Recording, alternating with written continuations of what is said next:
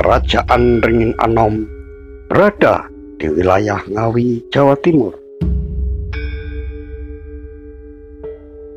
Jejak sejarahnya ditemukan di Desa Ringin Anom, Kecamatan Karangjati.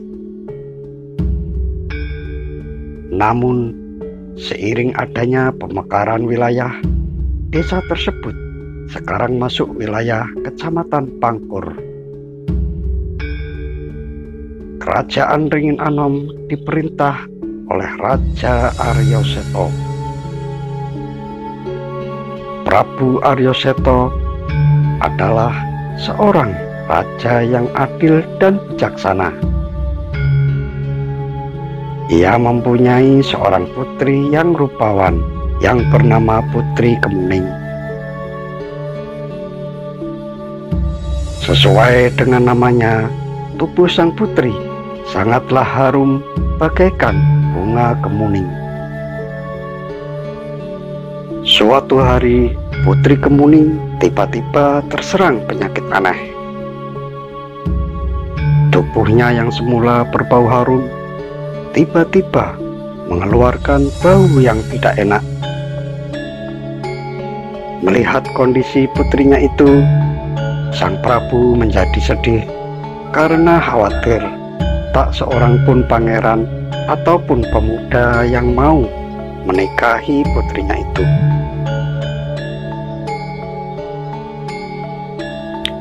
Berbagai upaya telah dilakukan oleh Baginda, seperti memberikan putrinya obat-obatan tradisional yang berupa daun kemangi dan beluntas. Namun, penyakit sang putri belum juga sembuh. Sang Prabu juga telah mengundang seluruh tabib yang ada di negerinya. Namun, tak seorang pun yang mampu menyembuhkan sang putri. Hati Prabu Aryo Seto pun semakin resah. Ia sering duduk melamun seorang diri, memikirkan nasib malang yang menimpa putri sematawayangnya.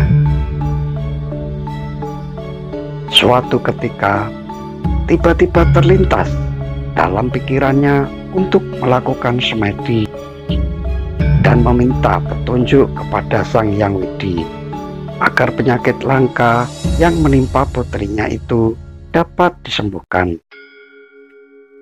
Pada saat tengah malam, Sang Prabu dengan tekad kuat dan hati yang jernih melakukan semedi di dalam sebuah ruang tertutup di dalam istana.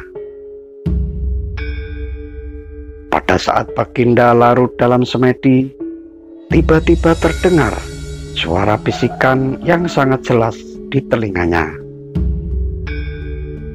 "Dengarlah, wahai Prabu Aryo Seto, satu-satunya obat yang dapat menyembuhkan penyakit putrimu adalah daun sirna ganda.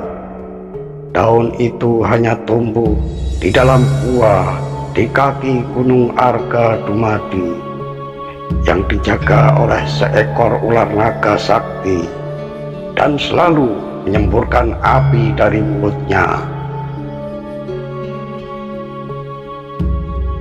Demikianlah pesan yang disampaikan oleh suara gaib itu.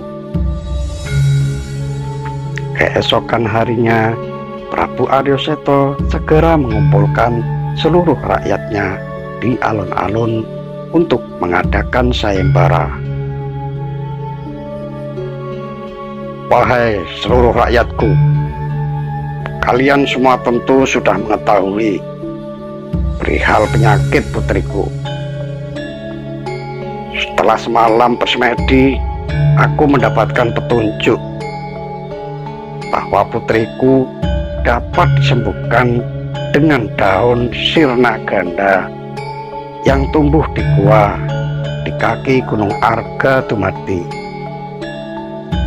Barang siapa yang dapat mempersembahkan daun itu untuk putriku, jika lelaki akan kunikahkan dengan putriku. Namun Jika ia perempuan, ia akan kuangkat menjadi anakku. Begitulah ujar sang Prabu di depan rakyatnya. Mendengar sayembara itu, rakyat Ringin Anom menjadi gempar. Banyak rakyat yang mengikuti sayembara itu, namun sudah 6 hari belum satu pun yang berhasil. Tak satu pun yang mampu menaklukkan naga sakti. Naga itu merupakan Surodumati yang jahat. Ia mendapatkan kesaktian setelah mendapatkan pusaka Bodho Naga Sakti Pusring Jagat. Prabu Aryaseta hampir putus asa. Namun tiba-tiba datanglah seorang pemuda miskin yang tubuhnya menjijikkan karena mengidap penyakit buduk atau penyakit kulit semacam bisul. Karena tubuhnya dipenuhi penyakit buduk, pemuda itu diberi nama Jaka Buduk. Sesungguhnya pemuda itu terlahir dengan wajah yang tampan dan memiliki kesaktian yang seperti ayahnya. Nama sebenarnya adalah Joko Lelono. Ia putra Sematawayang, pasangan Sirna Anggabumi dan Anggi Banyu.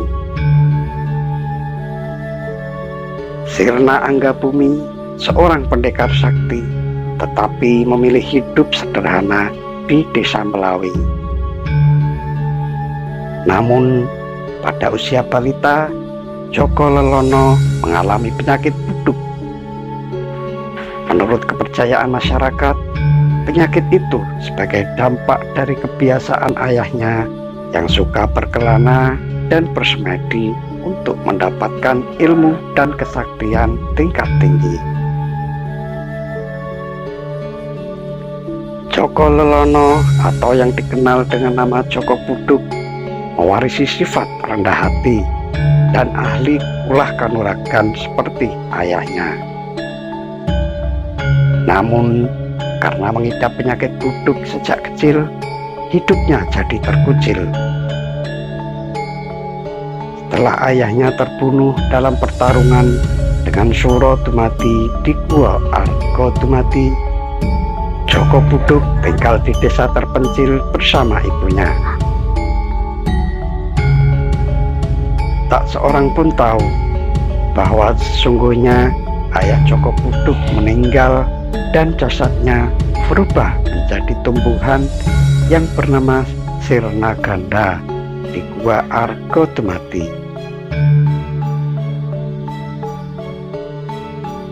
Surodumati yang berubah menjadi seekor naga sakti selalu menjaganya.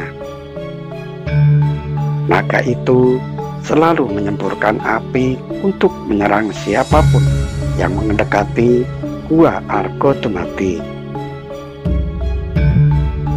Mereka tidak mengetahui rahasia yang terjadi di Gua Argodumati. Masyarakat beranggapan ayah Joko Buduk meninggal di hutan karena sudah dimakan binatang buas. Sementara itu, para peserta sayembara telah berkumpul di kaki Gunung Argodumati untuk menguji kesaktian mereka. Sejak hari pertama hingga hari ke-6 sayembara itu dilangsungkan, belum satu pun peserta yang mampu mengalahkan naga sakti itu. Joko Buduk pun semakin gelisah mendengar kabar itu. Dan pada hari ke-7, Joko Buduk dengan tekadnya yang kuat memberanikan diri datang menghadap kepada Gusti Prabu.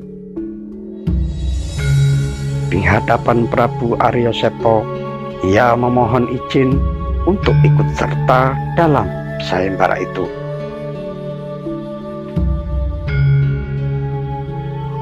Mohon ampun Baginda, izinkan hamba untuk mengikuti sayembara itu untuk menolong sang putri.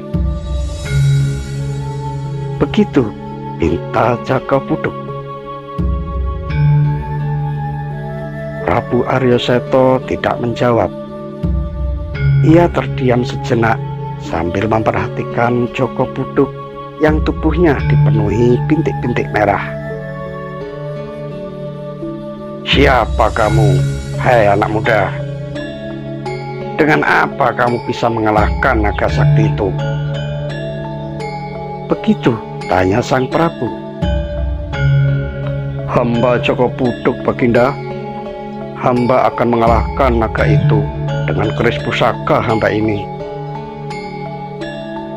jawab Jakapuduk seraya menunjukkan keris pusakanya kepada sang Prabu. Pada mulanya Prabu Aryoseto ragu-ragu dengan kemampuan Jakapuduk. Namun setelah Jakapuduk menunjukkan keris pusakanya dan tekad yang kuat, akhirnya sang Prabu pun menyetujuinya.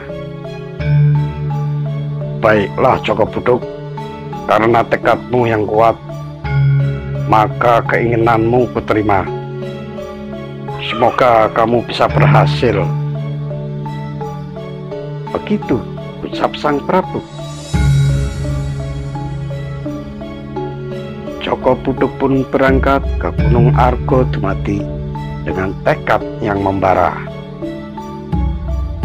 Ia harus mengalahkan naga itu dan membawa pulang daun sirna ganda. Setelah berjalan cukup jauh, sampailah ia di kaki Gunung Argodumati.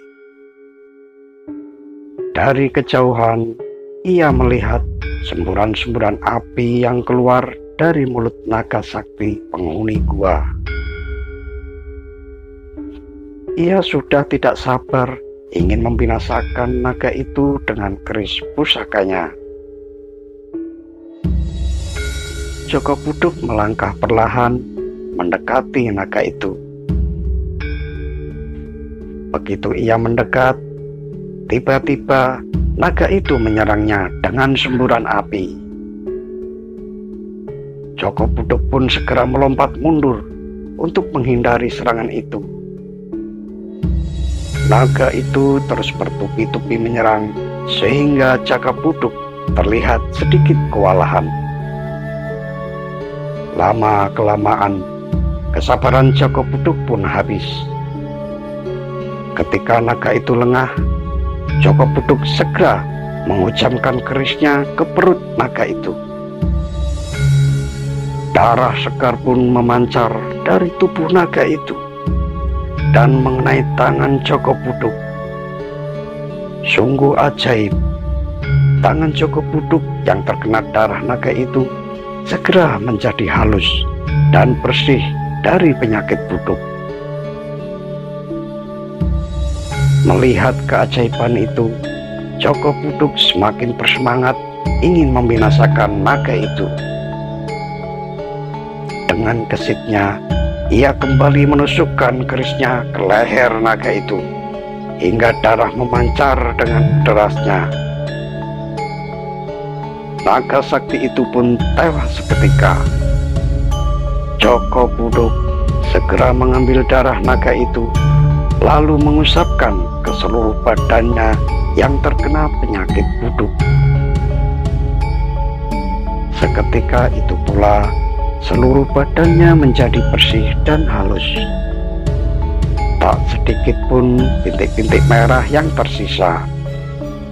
Kini Jakapuduk berubah menjadi pemuda yang sangat tampan.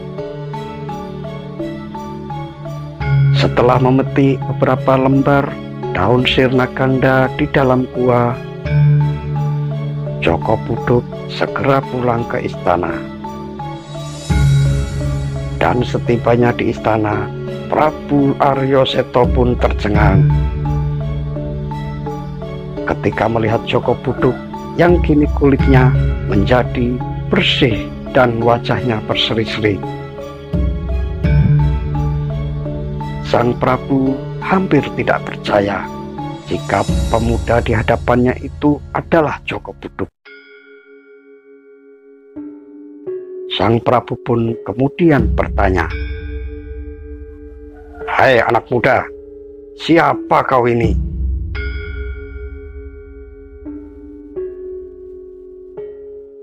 "Hamba adalah Joko Buduk, tuanku." "Tapi Joko Buduk itu badan dan wajahnya tidak setapan engkau."